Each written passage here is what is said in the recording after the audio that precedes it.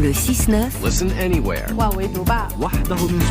Sur France Inter. La chronique géopolitique. Bonjour Gallagher Fenwick. Bonjour tout le monde. Ce matin, Gallagher, vous revenez sur la crise politique majeure au Sénégal, au point que certains parlent de coup d'État. La rumeur courait depuis des jours. Elle est devenue réalité à 14h07 hier samedi. Le président du Sénégal, Macky Sall, prend la parole à la télévision nationale. Allocution solennelle depuis le palais présidentiel à Dakar. Signé le décret 2024-106 du 3 février 2024, abrogeant le décret 2023-2283 du 29 novembre 2023 portant convocation du corps électoral. Un charabia administratif, mais que les Sénégalais ont parfaitement compris.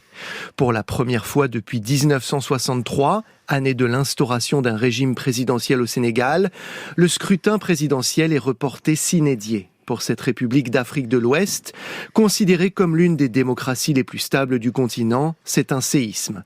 Le sortant Macky Sall ne donne pas de nouvelle date pour la tenue du vote qui devait avoir lieu le 25 février.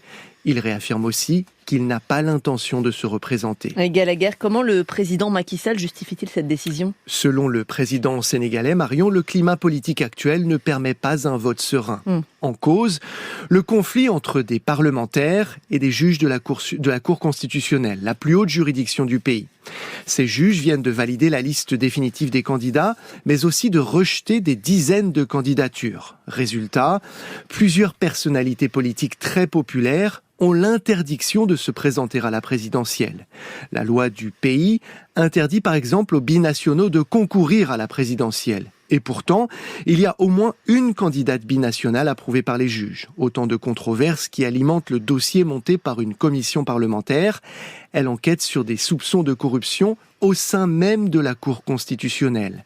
Un moment de crise démocratique selon Macky Sall, qui annonce donc le report de l'élection. Vous nous rappelez que cette décision est vraiment inédite. Quelles pourraient être les conséquences, Gallagher ? D'abord, une montée des tensions, Marion, comparable à celle que le pays connaît depuis des années.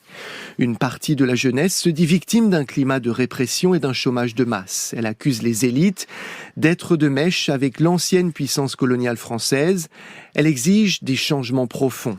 Autant de messages repris par Ousmane Sonko.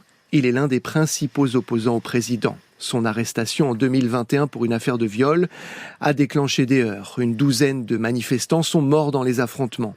Condamné puis incarcéré pour corruption de la jeunesse, Ousmane Sonko est de ceux dont la candidature à la présidentielle a été rejetée. Ses partisans dénoncent une machination politique. Ils accusent le pouvoir de chercher à tout prix à éviter la défaite. Ils sont persuadés que le dauphin du président, l'actuel Premier ministre, n'a aucune chance de l'emporter.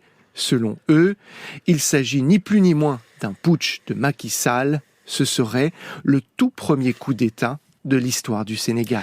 Merci Gallagher Fenwick, c'était géopolitique.